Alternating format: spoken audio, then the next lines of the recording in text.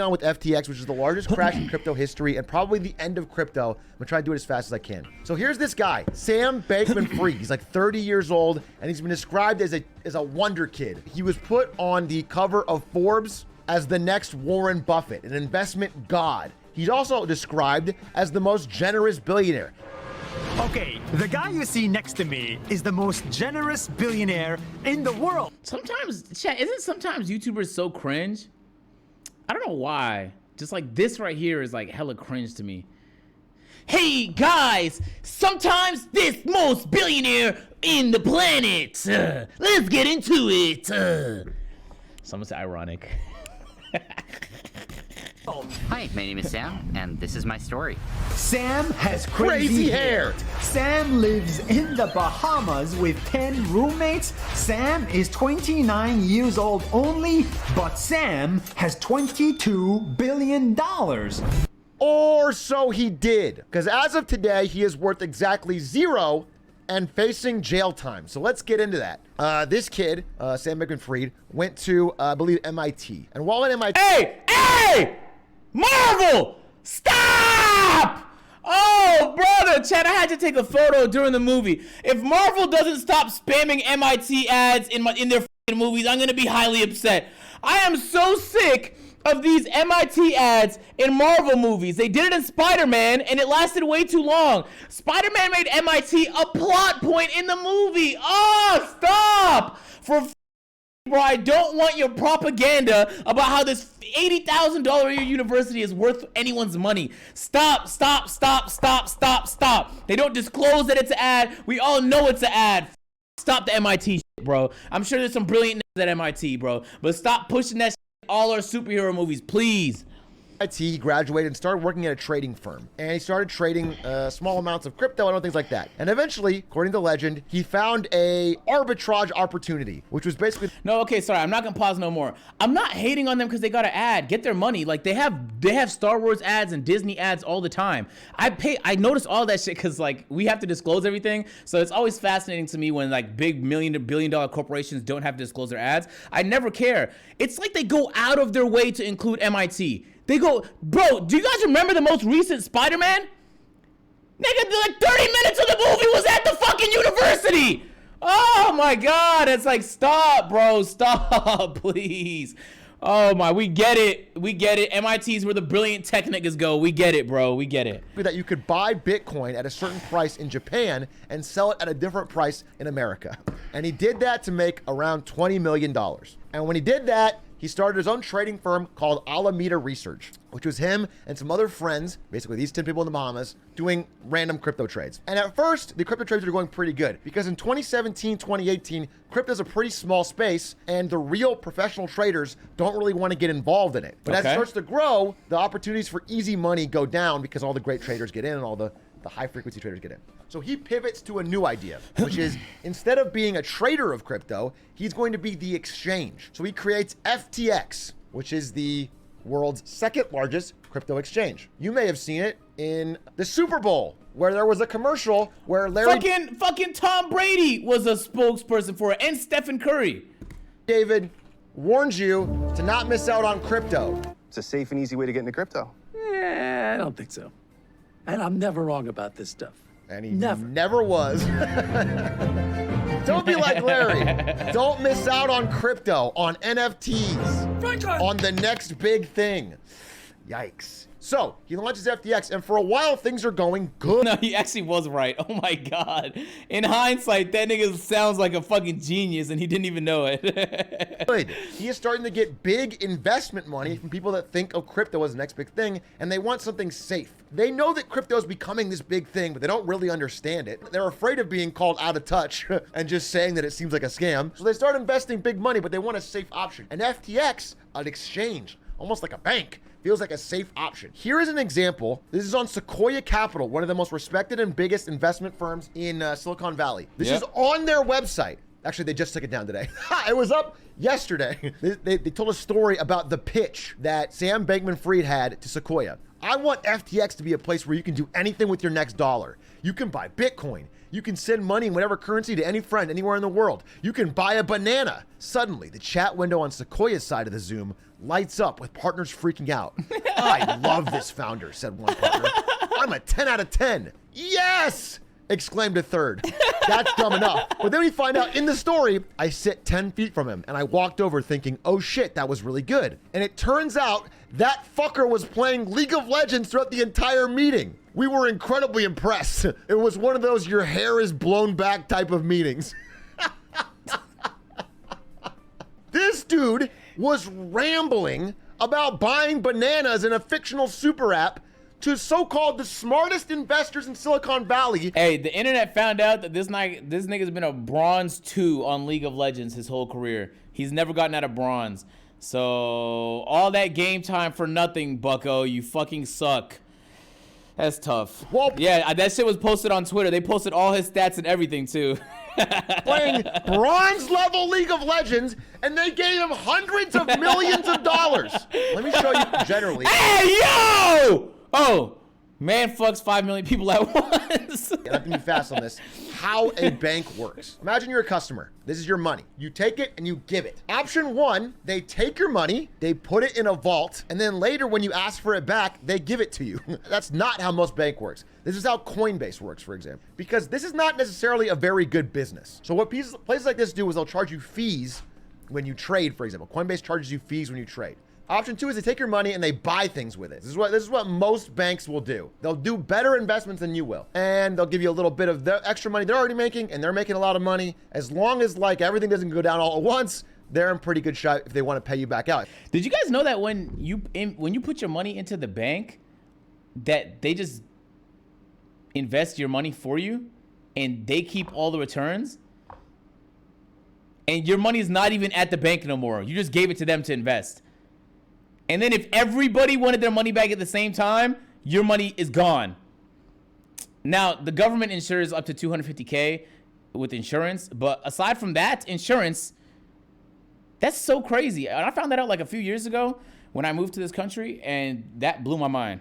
But that's basically what FTX was doing too, except the trading that they were doing, the investing they were doing with your money was like incredibly aggressive. Like there were so many ways it can go wrong. Money, they have enough money from all the money coming in to pay you. And the only way this really will go bad is if, you know, there's like a major market downturn and everything, okay? That's how a regular bank works. You know, there's definitely some risk here, but in general, it's okay, especially because in a real bank, all of your money is guaranteed up to $250,000. It's called the FDIC insurance. It doesn't matter if the bank goes out of business. The government will make you whole. Crypto has nothing like that. Understand that like there's a variety of things that can be in this basket here. So that's why rich niggas don't use banks. Not the banks everyone else uses. Like rich people, they're not gonna use Chase unless they're plugged out of their mind and they have like a high level banker and stuff like that. Because if you have over 250K in your account, like on what planet would you just give it to a bank when you can just invest it all, or put it in an asset that's more likely to hold value? Because banks have gone down in the past. Like banks aren't indestructible. So last thing you need is like a bank run and you lose all your money, which is actually exactly what's happening in China right now as their real estate market implodes. Imagine if instead of buying a house or real estate or things that generally are stable and appreciate in value, what if they bought a holographic Charizard? You know what I'm saying? What if they took your money and they bought a holographic Charizard? Now this is still something you can invest in. It can still go up in value. It's not nothing. It's worth something. Let's say you give them $300,000 and they secretly buy a holographic Charizard. And then later you ask for your money back.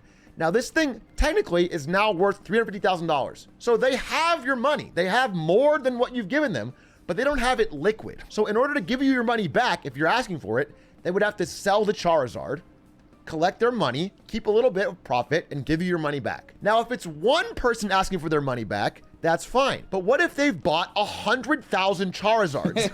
And if everybody's asking for their money back at the same time, they can't sell all of these Charizards at once without tanking the value of Charizards. Suddenly a Charizard is very cheap because they're selling so many at once. Now imagine if instead of a Charizard, it was a dog shit crypto token that doesn't even have any basic value to begin with. What if it's even worse than this? That, ladies and gentlemen, is what FTX is doing. Hey, that's the best way that he could explain it, bro. Interrupt in the middle to bring you a note from Mr. Wonderful of Shark Tank, who had something to say about Sam Bankman-Fried. Big advocate for Sam because he has two parents that are compliance lawyers. If there's ever a place I could be that I'm not going to get in trouble, it's going to be at FTX. So, oof!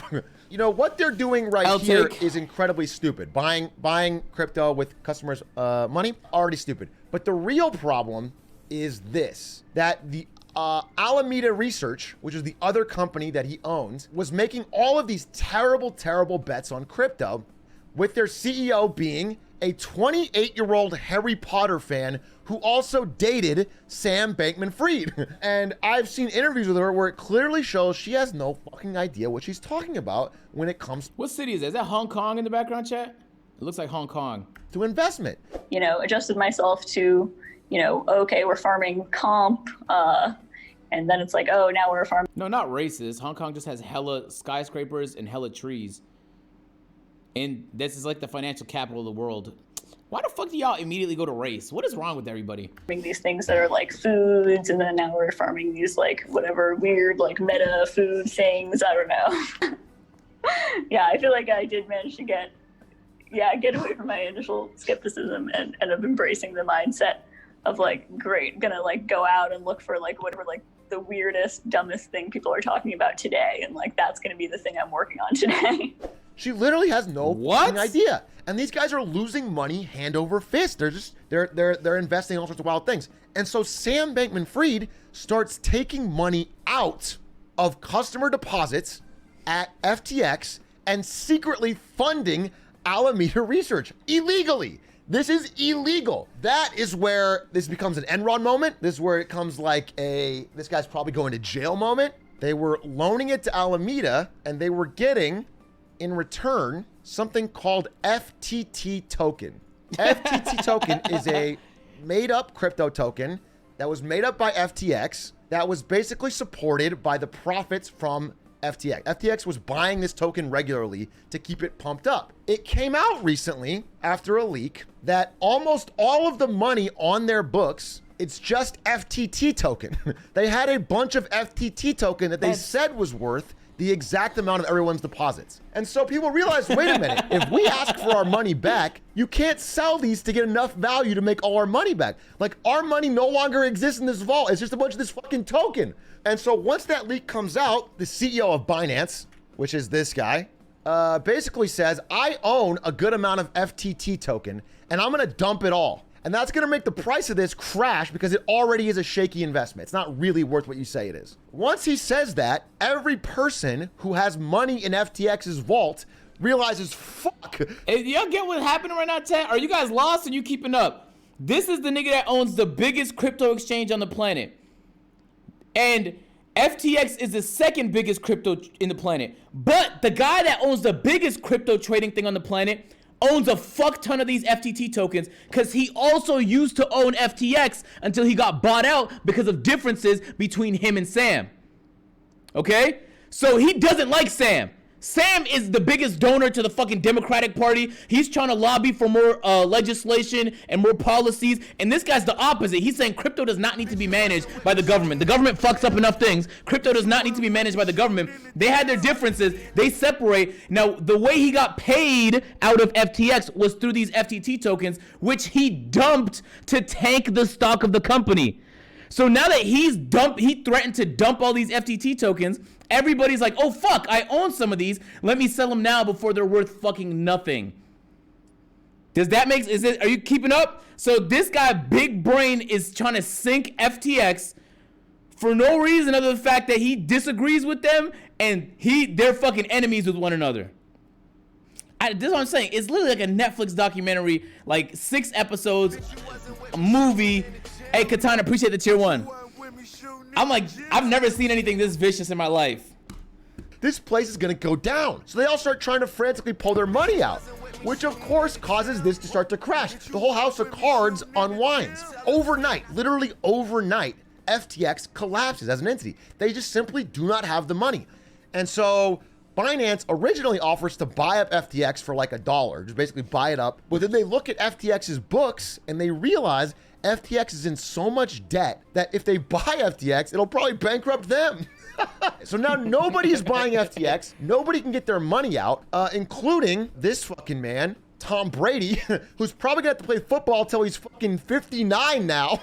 Places like TSM, places like the Miami Heat, all of which accepted major FTX sponsorship deals that lasted 10 plus years, are all not getting paid. TSM is built almost entirely on this FTX money, which is not getting paid. I predict, we're gonna see like legitimately Mr. Beast might buy TSM. I'm not even kidding. Why did anyone catch this? Well, all of the audits for FTX were performed by the first ever CPA firm in the metaverse. What the fuck? This is the firm that Wall Street relied upon to do accurate accounting on fucking FTX. Now, let's talk about Binance real quick before we get on. Because remember yesterday or 2 days ago, I talked about this and someone said, yeah, okay, FTX is dead, but Binance is fine. And I said, Pepe laugh. Because guess what? As of today, a few hours ago, it shows that Binance's reserves are almost half of its holdings in its own tokens. The crypto industry is in shambles.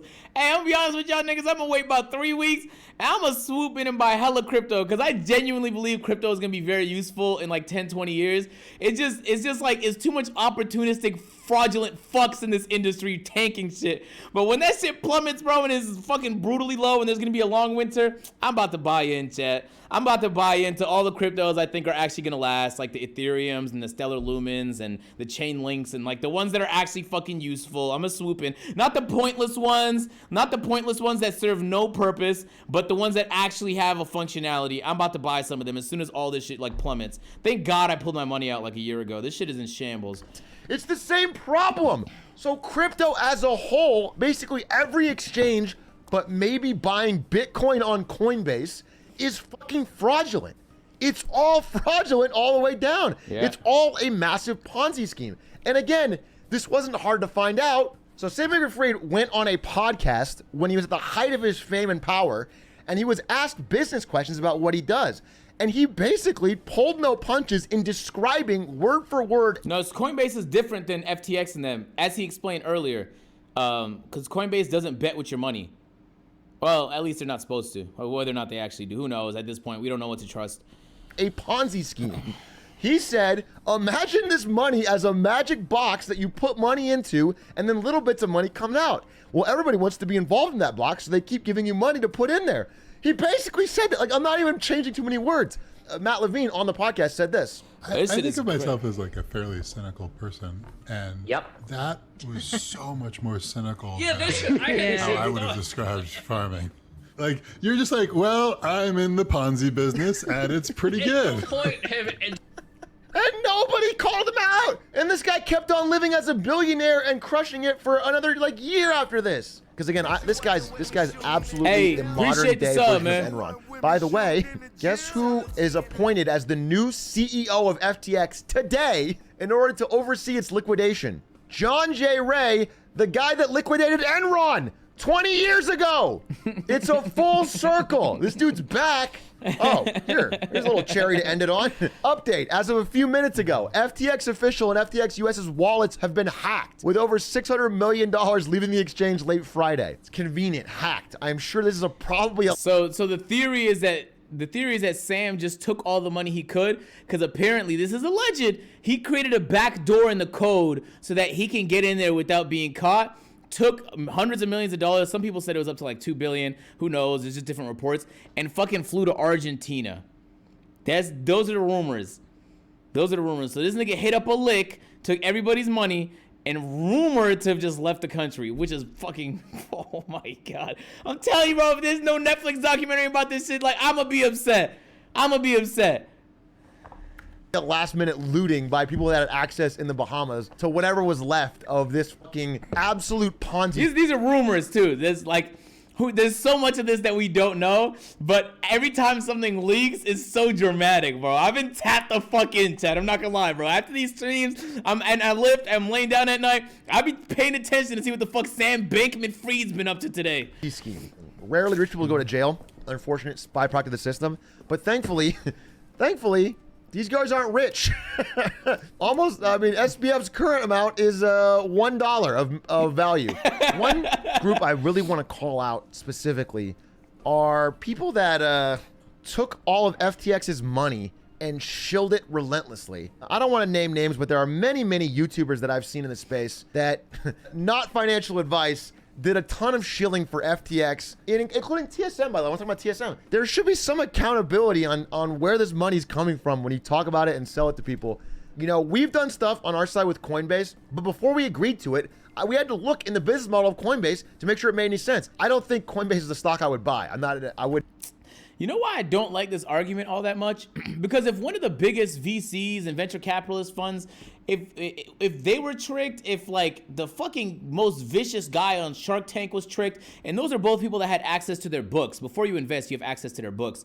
How the fuck is a YouTuber just looking at their business model on their website supposed to know? You know what I'm saying? So the YouTubers, the experts, like the Graham Steffens getting a lot of flack for this and shit. Like, yeah, they should have been more careful, but in all honesty, unless you were literally the guy doing the fraud, nobody could have really seen this coming.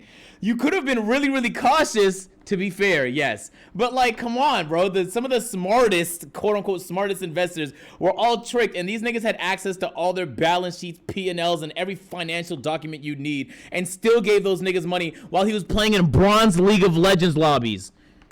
Wouldn't invest in it. But I do believe that they have a business model where they at least they hold your money. You give them their money, they hold it and then give it back to you. I don't like it, and I hope we get to a situation where people have a little bit of credibility or a little bit of ounce of shame before taking any possible sponsor that comes their way. He's right. He's right about being cautious. That's the basic coverage of what's going on in the world of FTX, and it's going to lead to a lot of terrible, terrible knock-on effects in the world of crypto. I think if you have any money in crypto at all that isn't... I'm not saying Graham Stephan was the one that caught most of the flack that I seen, because he's like the biggest, I don't know if he's the biggest financial YouTuber, but he's like the most, I don't know, he's one of the biggest, let's just say that. And he was promoting them heavy, but I used to see them FTX ads basically every fucking video I clicked on. It felt like between that and Webull, obviously these hella Webull ads, and Publix.